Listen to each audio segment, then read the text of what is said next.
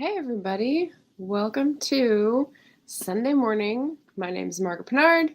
You're on my channel. Welcome to Booktube. And I just want to say hi to people in the comments. Hi Shannon, ST Houston, making friends with the like button, and Jeremy Fee.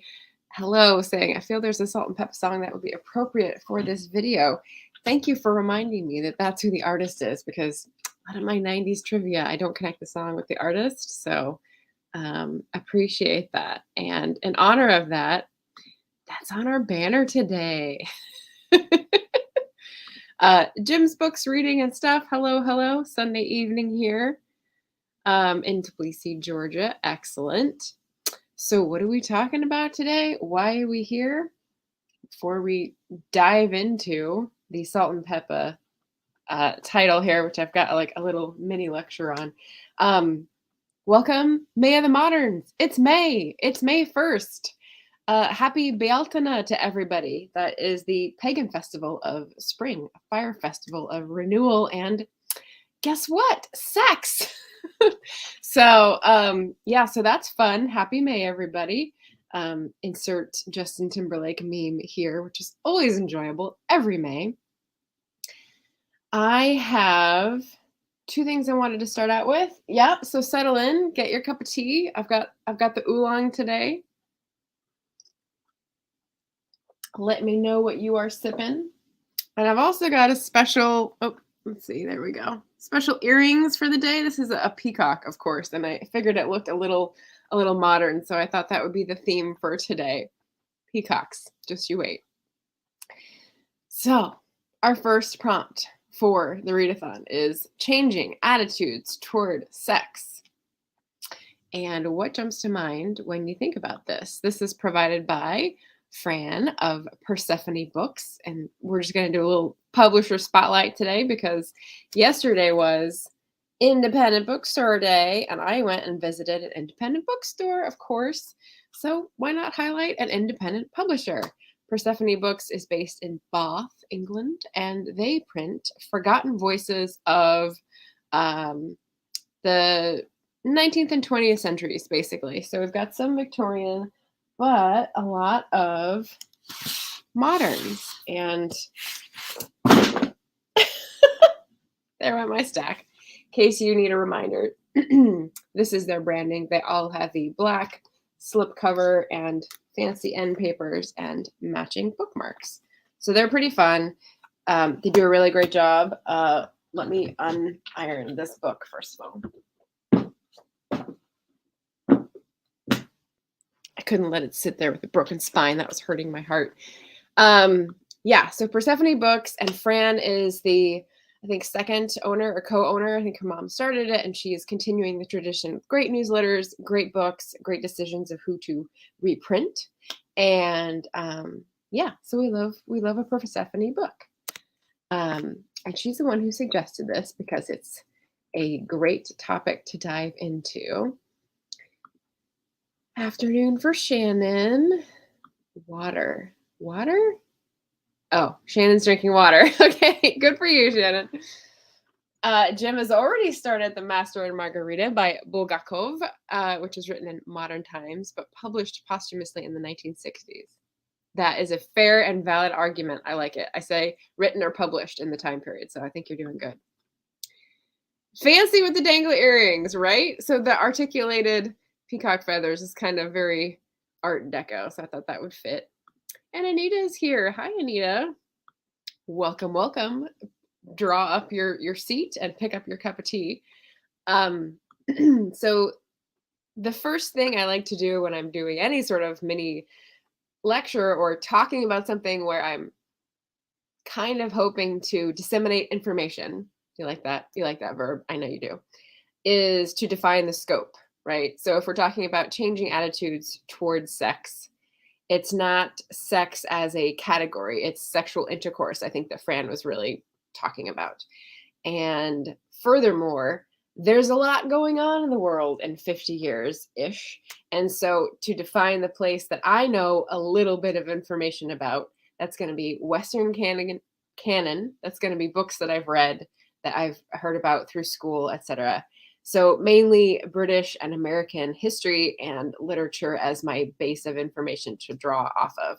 But if you have other experiences and can help educate us, please put those comments in the chat, or if you're listening after on the replay, down below in the comments. And I would love to be learning and helping broaden the scope of our discussion.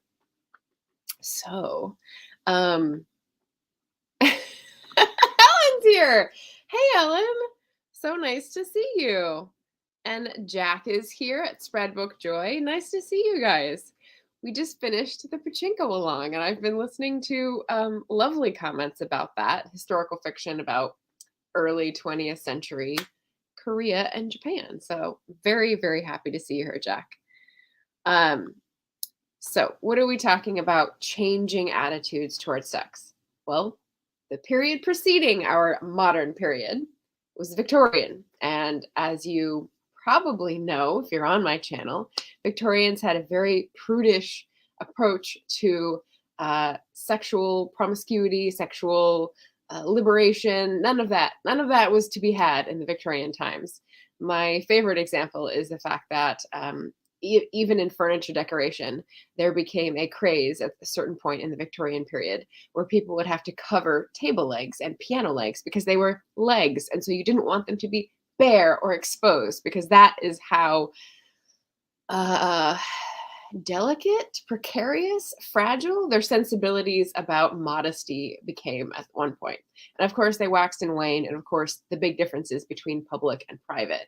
And we'll get into that in a second.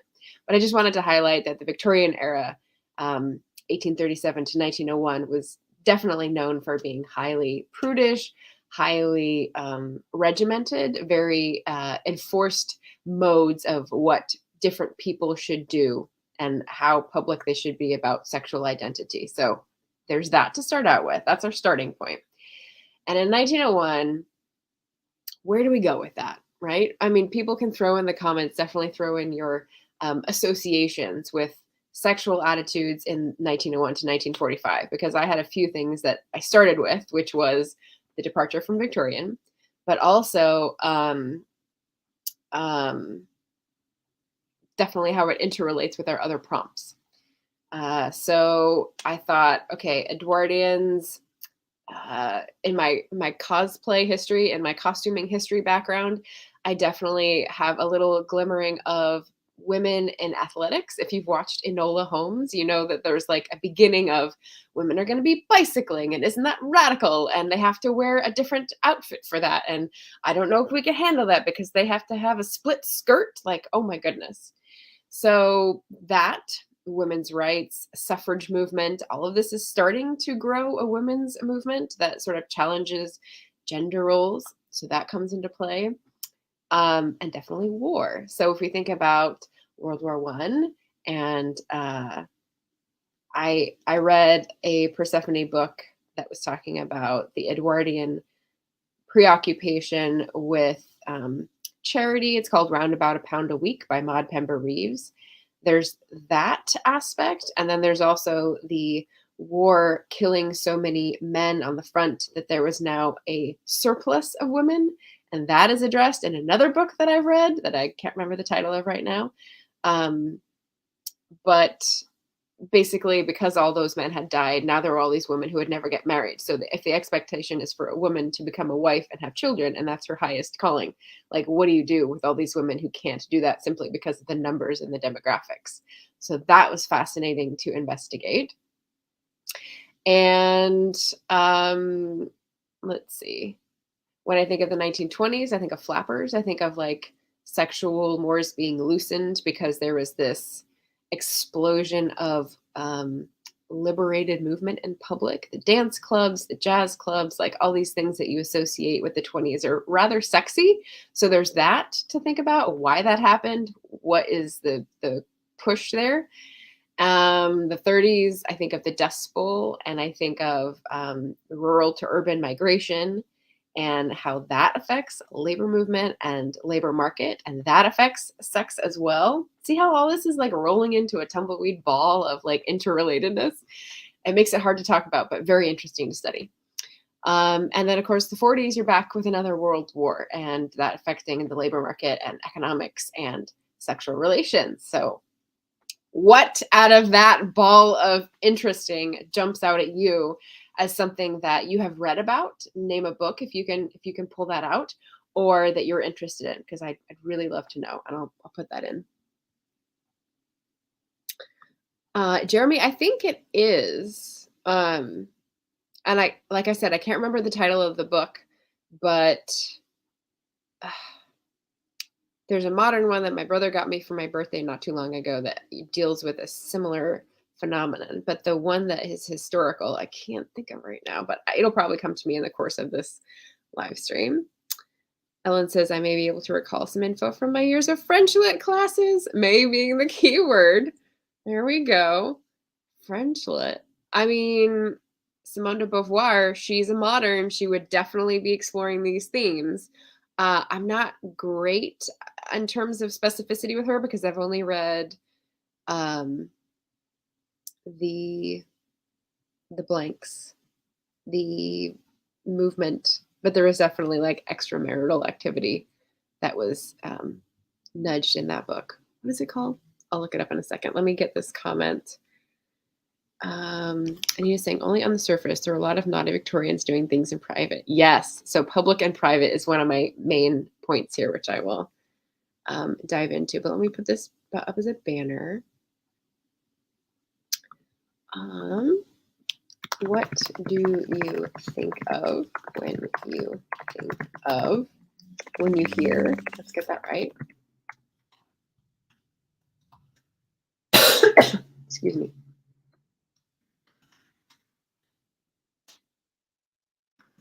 Any titles. All right. So help me out here if you have examples you want to pull out.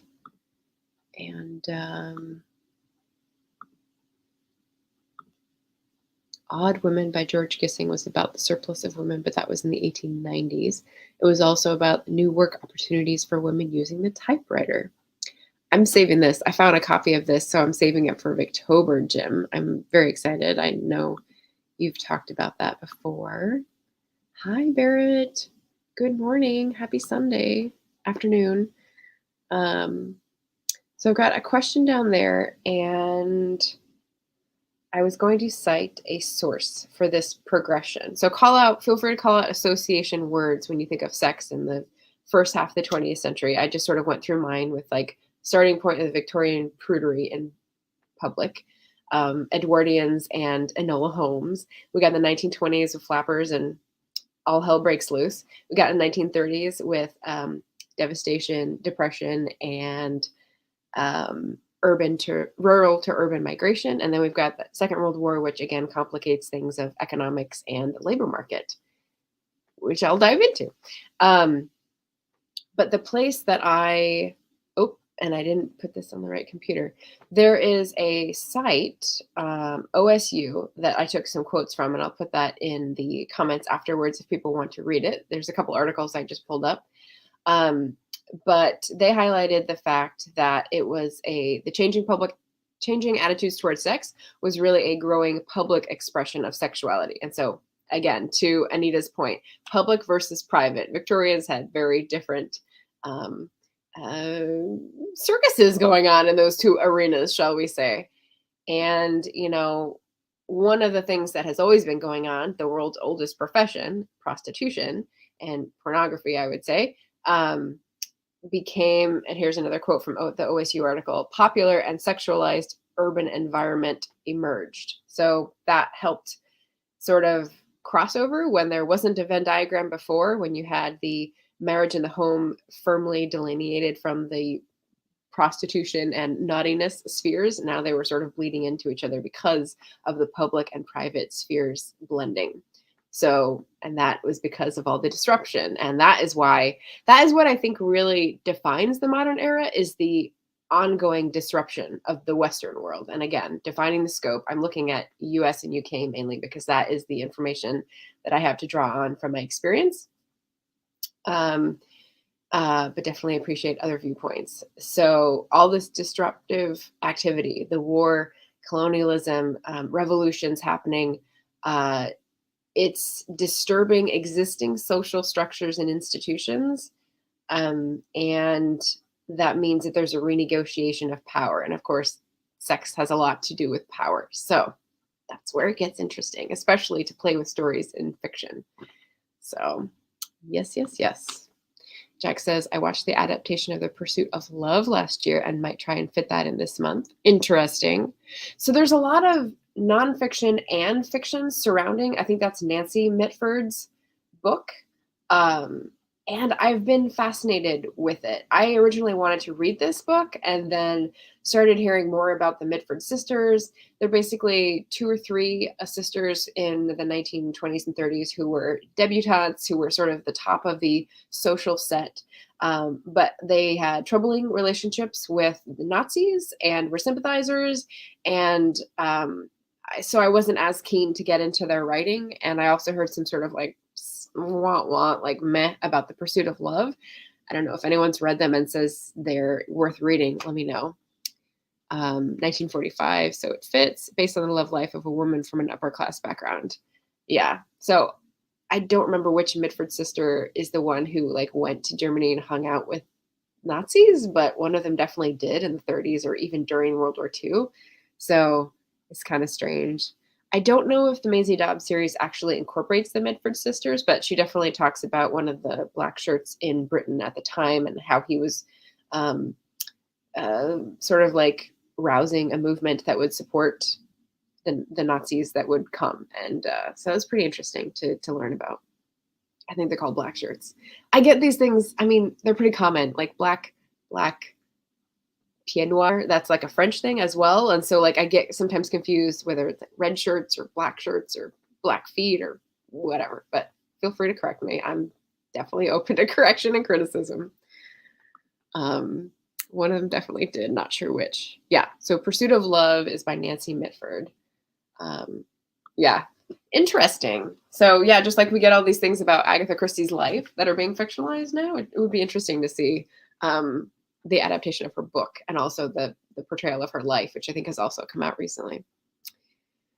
Okay, so public and private. One of the other articles that was really interesting that I found is actually on a site run by a Berlin university, but the article is written by someone from a Michigan State University, Jason Crothenall, and he has an extensive thing about changing attitudes about sex in Berlin, in the US, in the UK, and he sort of sprinkles out his examples, and it's pretty interesting.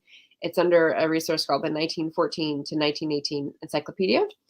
And yes, so that's where I got that quote about changes to existing social structures, which made existing authorities in the countries under study try to enforce masculine and feminine sexual behaviors.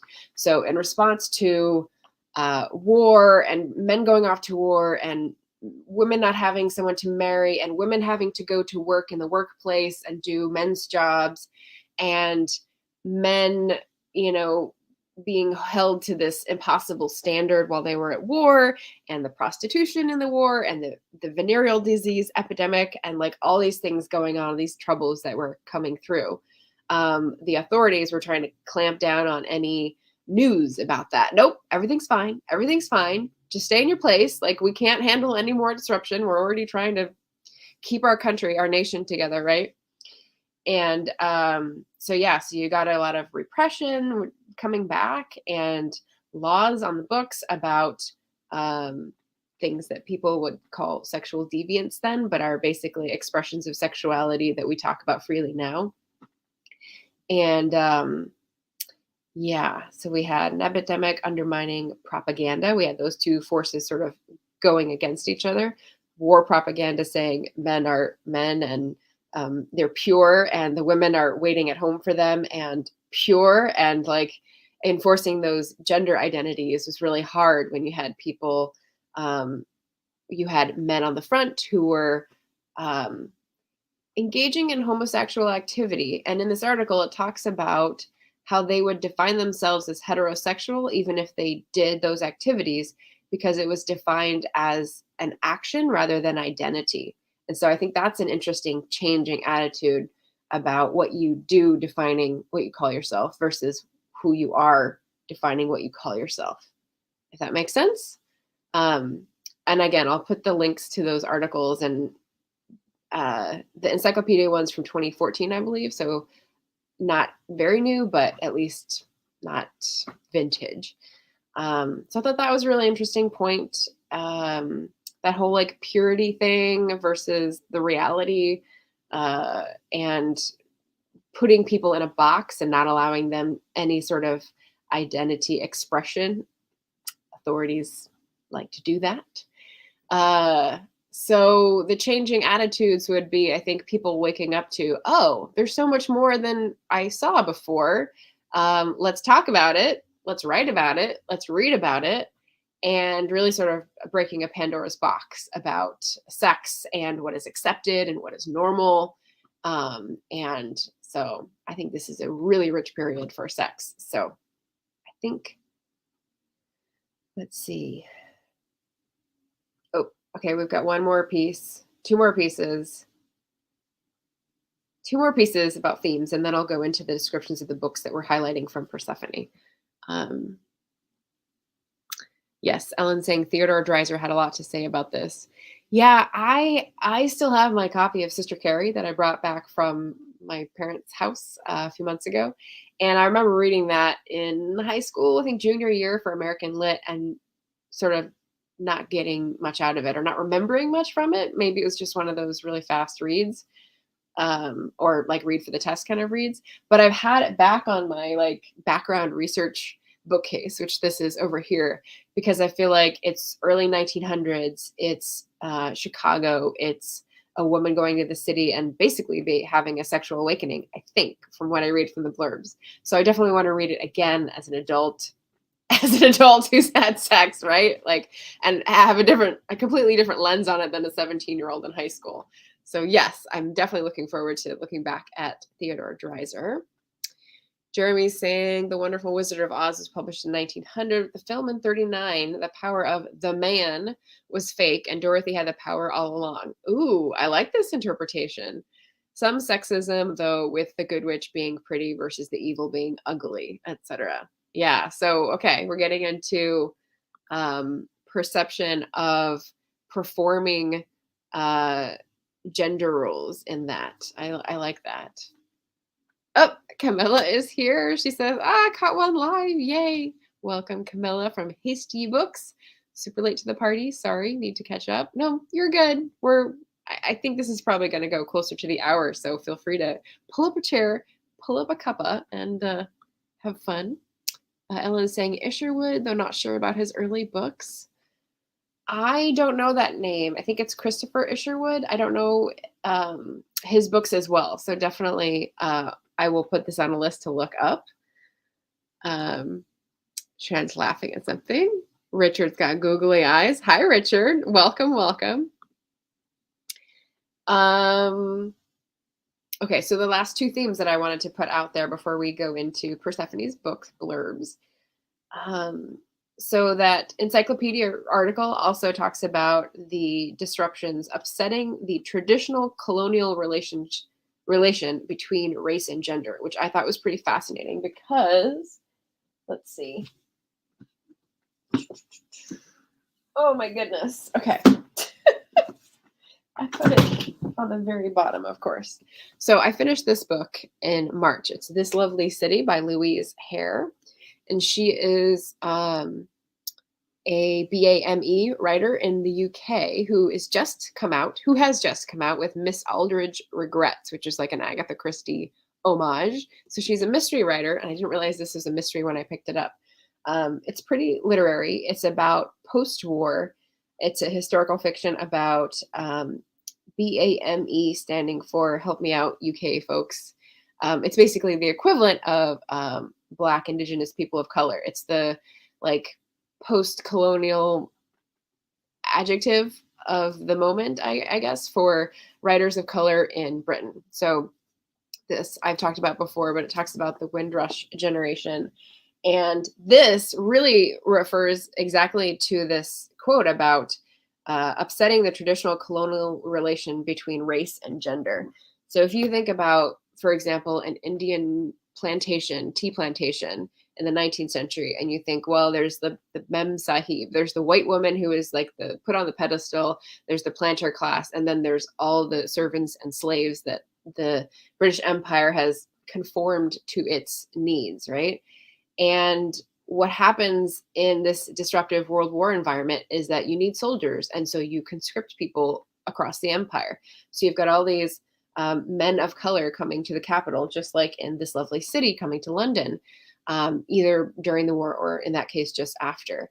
And now you have all these women who are like, huh, look at all these fine men in uniform. Interesting. It's like temptation much, right? So now you've got people mixing that didn't before in a public sphere, in a private sphere, and what are the authorities going to do on it? Well, they're going to try to regulate via propaganda what a woman's sphere is and how they shouldn't be mixing interracially and things like that. But who's going to stop that once it started, right? People are going to people. So I found that really interesting and relevant to a recent read. And then Empire. So that's what brings in Empire. And then the only other theme, I guess, that would bear a little thinking about this prompt is that in the modern period is really when we're transitioning from Empire or a Pax Britannica, which is like a world order governed by Britain as the ruling power, to a Pax Americana, which is the same, governed by American military supremacy, I'll say, and verging on cultural supremacy with pop culture and stuff. So that shift means that the Victorian prudery is perhaps giving way to American licentiousness, if you will.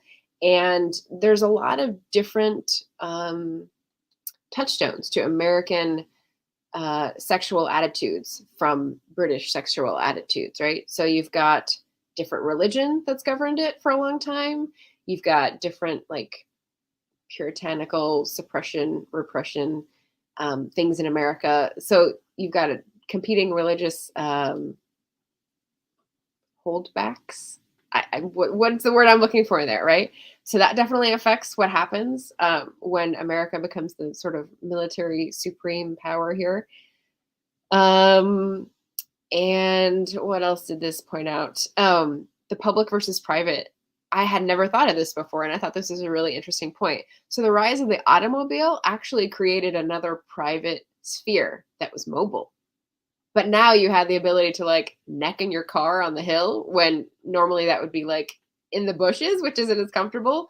So you have a rise of another private sphere enabling relations that wouldn't have been as easy before, because you would have had to have a house or like a place or place of ill repute, something like that to go to, and money, right? So now you can just sort of like pair off if you have an automobile, which does require money as well.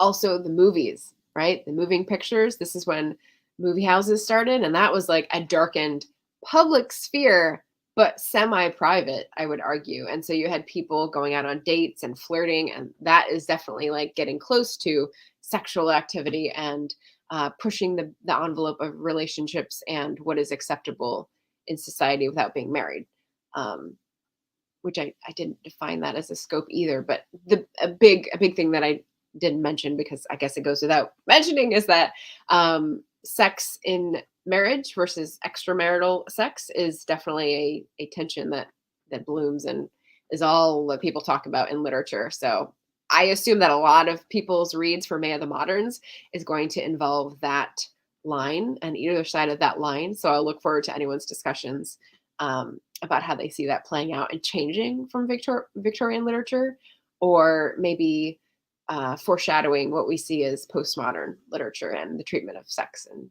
relations. So yeah, so pretty cool. Okay, I think I got over most of the lecture, and it's 30 minutes, so thank you for hanging in, everybody.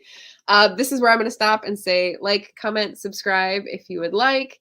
I really appreciate everyone who is pitching in. The playlist has lots and lots of videos now because people have been putting up their May TBRs, which is fabulous. And I would just remind people, if you're looking for books to read or suggestions, we've got a spreadsheet. If Richard is still there, he will love the spreadsheet. And if you're not a spreadsheet person, we've also got a Storygraph challenge. So that is the spreadsheet. It's in the description as well as on the screen. And that is the Storygraph challenge link. It's also in the description. So feel free to pop over and peruse that while you're listening to this little discussion of the first prompt about sex. All right, so back to Persephone, because Fran inspired this prompt. So one of her 2 recommendations I have in the description was To Bed with Grand Music. And one of the strengths of Persephone Books is their forewords, because most of these are reprints. I think almost all of them are reprints of books from an earlier time period. There's a lot of work to interpret them and make them relevant for readers today. Because if you're not someone like me or Gina Stanier, who is like, oh, I want to go back in time and look at these themes and topics and stories, generally it takes a little bit of focusing the lens, shall we say, on why this book is a good read. And Persephone does a beautiful job of that, finding people who know the topic, know the subject, know how to relate it to things that are really relevant today. So I am looking at To Bed with Grand Music by Margarita Lasky. And here is the introductory paragraph for this book. And you'll see why it's a perfect May of the Moderns read. Let's see. The unusual thing about Margarita Lasky's novels is that each one is so different. The Victorian chaise longue is a ghost story. Well, there is no ghost, but it's about a girl who lies down on her chaise lounge, and wakes up frozen in the body of her alter ego 80 years before. Little Boy Lost is a heartrending, incisive description of a man's search for his son in France at the end of the war. And The Village is about snobbery in England just after the war, about the family in the large house living in straitened circumstances, and their charwoman's son who does very well for himself and wants to marry their daughter. It sounds a little bit like High Wages by Dorothy Whipple. To Bed with Grand Music, published in 1946. Oh, well, it's all right. Fran recommended it, so it's a shoe-in. Is different again. It is about sex in wartime. On the first page, a scene as compelling in its way as the 5 conception scenes at the beginning of Manja. Deborah and her husband are saying goodbye to each other before he is posted overseas. They swear undying loyalty, well, undying emotional loyalty, because the husband does not deny that he might not be able to be faithful all the time he is away. But once he is gone, Deborah is soon bored by life in a village with her small son and decides to get a job in London. Here she acquires a lover, and another, and another. As Juliet Gardner, the historian, says in her preface, this is a near harlot's tale. But she admires the book very much because it shows a different side of the war from that shown in, for example, Jocelyn Playfair's A House in the Country, which is full of people mostly behaving honorably. So what we have is like the perfect example of, okay, the man's away at the front. He's already admitted that he's not going to be faithful because how could a man, right? A man needs to be manly and have sex. And gender roles. But the woman, instead of being the version that the government wants to portray her as in the propaganda, is going to pursue her bliss, which complicatedly, in a complicated way, sort of takes her on a, well, here, let's see what it says.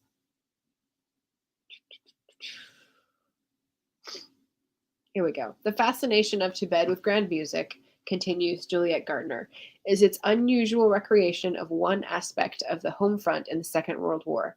The book's appeal lies in its portrayal of someone who signally failed the test of war, and in its evocation of a fractured and transient society during the exigencies and the contingencies of wartime.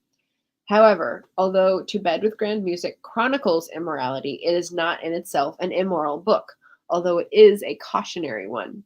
This is an ahead-of-the-pack telling of an aspect of the civilians' war it was not yet acceptable to reveal, exposing aspects of its darker side, its other wounds.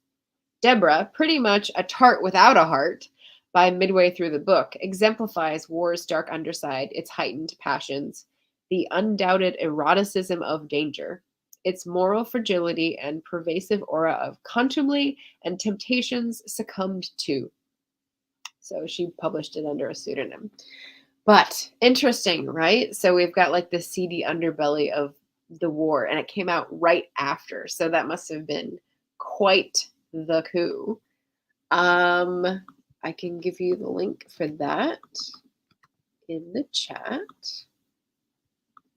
Oh, I'm missing comments here. Oh, Ellen's coming back with some links here. Christopher Isherwood, Goodbye to Berlin, which is the basis for Cabaret. Oh, great. Thank you. 1939, and A Single Man. Interesting. Okay. So that would definitely be about like changing sexual attitudes. Goodbye to Berlin. That's a great one. I'll add that to the spreadsheet in case anyone wants to tag on to that. Thank you, Shannon. Scallydandling about the books. Hey, Roz, I actually managed to catch this live. I know.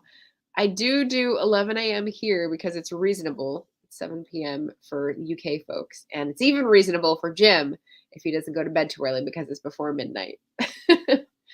Jack saying a fascinating discussion. Thank you. So that's the To Bed with Grand Music. That's the first recommendation from Persephone. Lana is here and she started her book today. Lana is reading The Razor's Edge by W.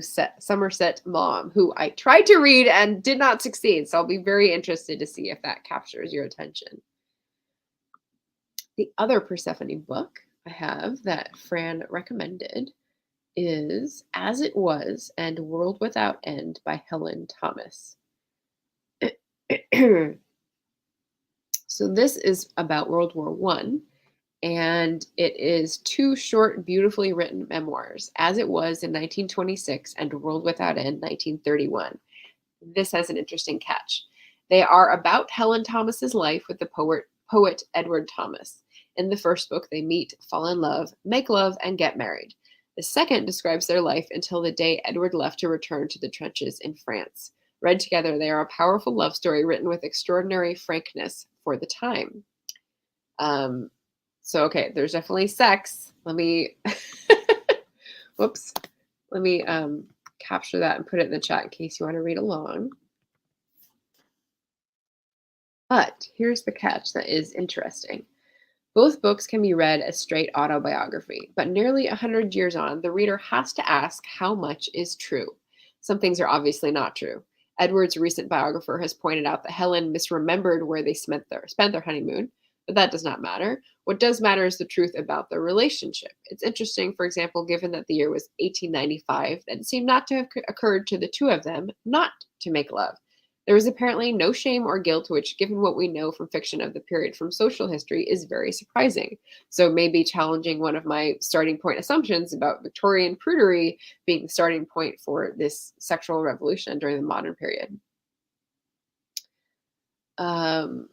So she goes on to say, you could read this as something more complex, a wife's description of a marriage which is partly true and partly wish fulfillment. It was originally published not under her name, but her initials. So what does that mean? And the characters' names are changed. So let's see. Okay, so there's the fictional embellishment. We've got some commentary from Vita Sackville-West when she reviewed it in 1931 on the radio, which is pretty interesting to see literary criticism or review from the time period now that we're looking back and examining it. So yeah, pretty interesting stuff. So again, if anyone has books that they are reading that they think are going to satisfy this prompt, put them in the comments. I am going to just pick up the ones that I thought might. So Laments for the Living, which is not Dorothy Sayers, Dorothy Parker with a great accent. She's one I might get to. It's a very old edition and it's not got a lot on each page. So it could be a quick read. It starts out with a very come hither stare kind of flirtation. So I think that would definitely qualify. And if anyone has read Dorothy Parker and knows her persona. That's probably true. Let's see. Probably not so big. Elizabeth Bowen, Death of the Heart. This is like late in the period. It's a romance, but I'm thinking it might be like what's the other one? Elizabeth, the one I can't pronounce the last name of that I really liked. Brunts. I can't remember. Anyway,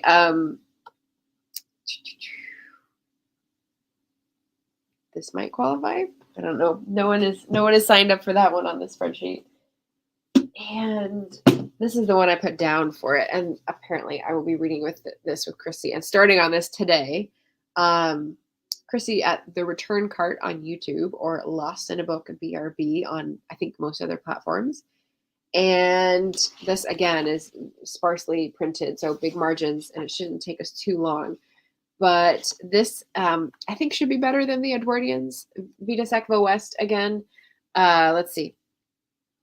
In 1860, as an unmarried girl of 17, Lady Slane nurtures a secret burning ambition to become an artist.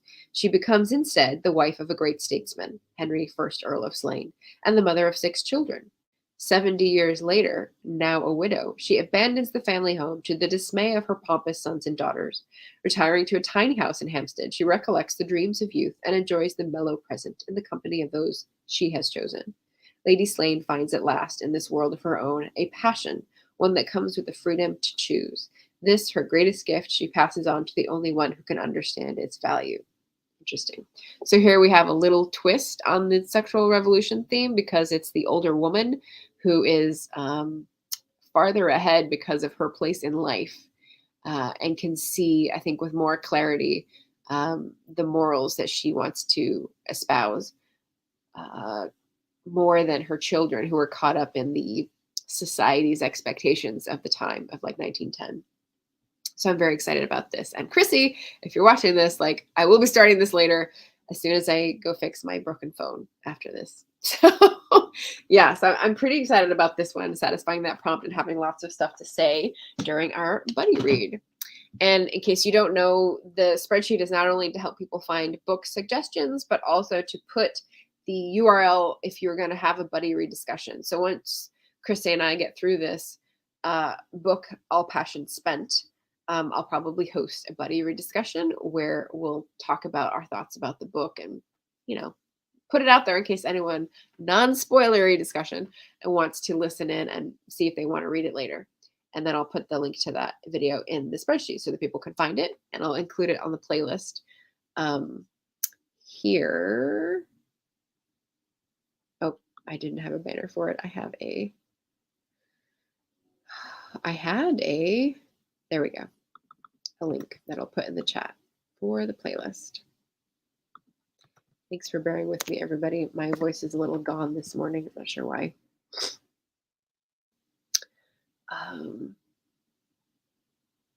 Oh, okay. Jack said she started Howard's End today. Excellent. We love some E.M. Forster.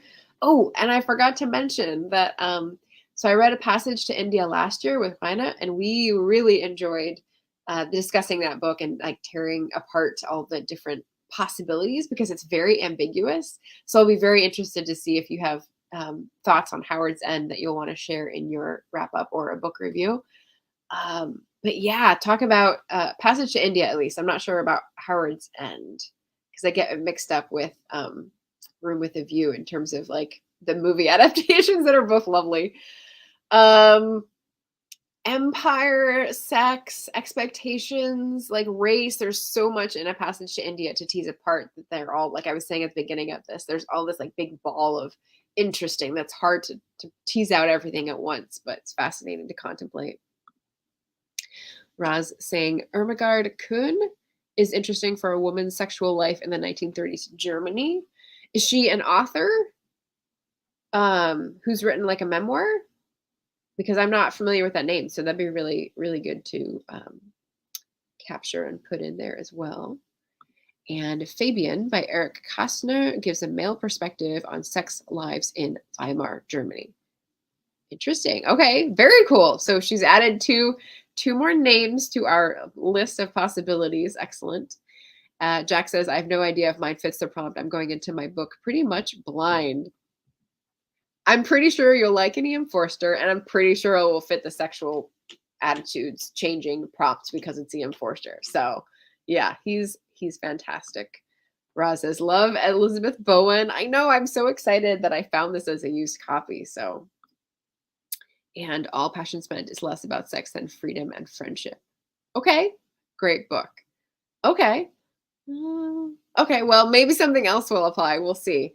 I do also have in my overflow list some Jean Reese, which would definitely apply, and some Anais Nin, which would definitely apply. So if I have to scramble, I can I can always substitute those in. Pretty peachy, pretty color scheme. I don't know if you're talking about the color here on the theme. I also, so if you, this is really geeky, but since Jenna brought it up, like I have a color scheme for the Readathon, which is like this color, like salmon pink and sort of like a light teal, like an ultramarine or teal. And so that's what I kind of went for today for my outfit. So I don't know. I pat me on the head for trying, I guess. That's my effort as a YouTuber. So Jack just looked up the Mitfords. 2 were fascists, as was their mother. Nancy was a socialist who informed on her fascist siblings, apparently. Oh, okay. So I guess I had it backwards, and that lights my interest back up. Thank you for telling us. That's great. That's good information. Jenna says, agree on Fabian as a read of choice. She did it as a book study in college with a fellow lit major. Awesome. Jenna the Soul Rider. Sweet. Oh, and just in case you guys don't know, if you're watching and are interested in May of the Moderns reading sprints, Friday mornings, 9 a.m. Pacific, I'll be reading sprinting after Shannon's sprints for productivity. And Saturdays at 9, I'll be reading sprinting after Jenna's sprints for productivity. So there you go. Nin for the win. And I don't know how people in English pronounce it because Anais would be na, but yeah. So let's go with Nin for the win. I like that. And Kuhn was a novelist. Okay, so Ermengarde Kuhn. Interesting. I've never come across that name, so that's exciting. Jack didn't realize there were so many Mitfords. 6. Yeah, and it was a different time, right? Talking about changing attitudes towards sex. I was just watching news journalists, the Hysteria podcast on Crooked Media, and they were going on about how it's a real flex if you have more than 2 kids these days because it's just impossible financially. So it's like suburban moms flexing their wallet power, if you will, if they have 3 or 4 kids, which is crazy. Yeah. Just choices in America today, folks, all related to a readathon. Isn't that lovely? Jenna says, the short with the banner combined. So thank you for clarifying. Nice. And Shannon, yay. Cool. So I think I've covered most of like the stuff that I had laid out. And we've gotten some great suggestions from the chat for more names to pursue, which I can put in this spreadsheet. Oh my goodness. That's right. Jack says her dad is one of 14. Different time, right? Different considerations for family planning. Ellen is saying Pale Horse, Pale Rider by Catherine Ann Porter in 1939 is about a newspaper woman, a soldier heading to the war, and the 1918 pandemic. Why don't I have this name on my list? Oh my gosh, that's a great suggestion. Okay, I'll make sure to put that on and look it up. Yes. And my update about the Storygraph challenge is that there's 23 people who are participating and there's 20 books added. So basically what you do with the Storygraph challenge is there's like a central place that has all the prompts and information. And then if you're participating, you sort of like sign your name on. And then if you're interested in reading a certain book for a certain prompt, which isn't required or anything, but it just helps other people get to know the suggestions like Ellen is doing here. What you do is you click on the prompt. So for example, sex is number 1. And, oh no, that's not the way you do it. You don't go in through the prompt. Sorry. You have to go to the book page. At the bottom of the book page, you'll see the add this to a readathon.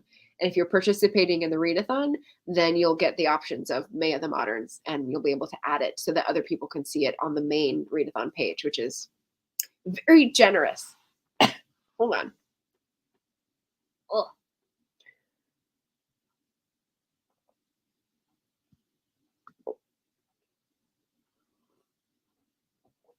Yes. Totally different time, right? Totally different. Yeah, I'm 1 of 4 and raised Catholic as well. So, yeah. The last thing I wanted to do was to clarify, because normally my first video in a month is a TBR, and I've already gone over pile possibilities, and basically May of the Moderns is dominating my TBR for May, which makes sense. But there are 2 other readathons that I am intending to participate in, and so I thought I'd show those off today. One is The Woman Warrior by Maxine Hong Kingston. And the sticky note is because this is going to be a buddy read with Sina of Beating Around the Books. And so we're still intending to read this. I'm waiting for her to get back to me about a timeline, but it doesn't seem too long. So this is going to be for the Asian Readathon that With Cindy hosts. And it's been on my TBR for a long time. So I'm hopeful that Sina and I can have an interesting discussion about this, Memoirs of a Girlhood Among Ghosts. So that should be interesting. And then Katie at Books and Things, who is a Victober genius, angel in the house. I don't know which one would be more appropriate. She is writing the historical fiction Readathon. And instead of participating in all the prompts, because I'm already doing that for mine, I have a shelf that's basically historical fiction that is my pile of like books to look longingly at, but I have too many other things going on, so I never get to them. But last month I did get to one. I got to The Cold Millions. And this month I might get to one of these for the historical fiction readathon, because they seem awesome, and I've been looking longingly at them for quite a while. So The Most Beautiful Girl in Cuba by Chanel Clayton. I'll read you this. A feud rages in Gilded Age New York City between newspaper tycoons William Randolph Hearst and Joseph Pulitzer. Shout out to any Newsies fans! When Grace Harrington lands a job at Hearst's newspaper in 1896, she is caught in a cutthroat world where one scoop can make or break your career. But it is a story emerging from Cuba that changes her life. And there's 2 more paragraphs, but my voice is giving out. So I will just say this was very interesting to me because there's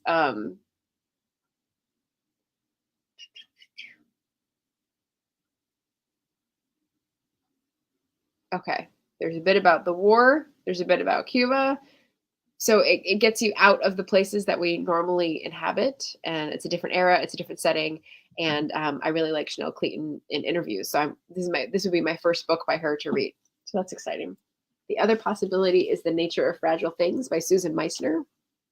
I also haven't read Susan Meissner before, but she's regarded as a master of historical fiction. So this actually takes place in the 1906 San Francisco earthquake. And I have just read a trio of other books in the early 1900s, so I'm excited to add this. I also already read Vera by Carol Edgarian, which takes place during the 1906 earthquake, so I'm interested to see another view, another totally different feel. So let's see if I can get through this. Sophie Whalen is a young Irish immigrant so desperate to get out of a New York tenement that she answers a mail-order bride ad and agrees to marry a man she knows nothing about. San Francisco widower Martin Hawking proves to be as aloof as he is mesmerizingly handsome. Oh, well, that helps. Sophie quickly develops deep affection for Kat, Martin's silent 5-year-old daughter, but Martin's odd behavior leaves her with the uneasy feeling that something about her newfound situation isn't right. Then one spring evening, a stranger at the door sets in motion a transforming chain of events. Da, da, da, da. And then, of course, the earthquake. So I guess we start out much before the earthquake, and it's be hanging over our heads the entire time. So interested in both of those for the historical fiction read-along from Katie. Oh, we've got a cat tree interruption here. Roz says, can I cope with adding Storygraph to my life, though? Fair question. You don't need to be on the Storygraph challenge, as I said. I'm subscribed to people and I will see them in my feed. You can also put your name and book your reading in the spreadsheet, which is just a Google Doc so that I can see it and add you to the playlist. Yeah, so that we can have great discussions. And there will be a wrap party. That's one thing I keep forgetting to say. There's going to be like a wrap up party. So anyone who wants to come can come and hang out. Jenna, the soul writer, has read The Most Beautiful Girl in Cuba, apparently. Oh, no. You're just excited about it. I don't know what the hearts mean. Jack says, thanks for sharing all this, Margaret. Great, but have to head off. Happy reading. Bye, Jack.